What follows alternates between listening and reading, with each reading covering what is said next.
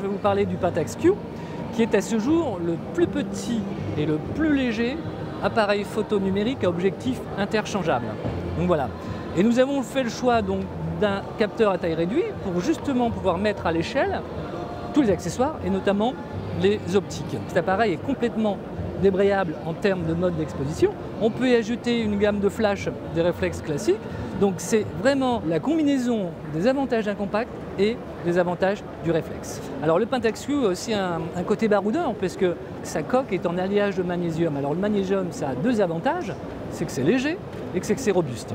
En termes de technologie, le Pentax Q embarque donc l'élargissement de la plage dynamique, la HDR, le format RAW DNG. Par rapport à ses concurrents directs, c'est qu'il a réellement une philosophie d'appareil réflexe. Un exemple, stabilisation du capteur, elle se fait comme sur les réflexes, donc par déplacement du capteur. Deuxième exemple, l'ergonomie pour sélectionner les modes d'exposition. Sur le Pentax Q, vous avez un accès direct sur le boîtier. Et autre particularité, c'est au niveau du flash intégré. Il fonctionne aussi bien en position rangée qu'en position éjectée. Donc ça aussi c'est une nouveauté, c'est une spécificité de chez Pentax. Vous avez donc sur le Q une multitude d'effets créatifs que vous pouvez donc traiter à partir de l'appareil. Donc aujourd'hui il est disponible avec 5 optiques. L'optique qui est de base, qui est livrée avec, c'est l'équivalent d'un 47 mm. Il est déjà aussi disponible avec un kit à 28-80 mm, donc avec un grand angle.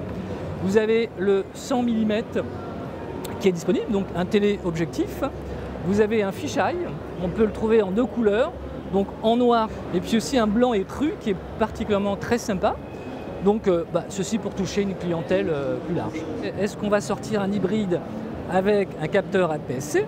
Là je peux vous répondre très clairement que c'est une piste sur laquelle nous travaillons sérieusement et qui forcément nous intéresse. Nous sommes déjà partie prenante dans le monde du réflexe.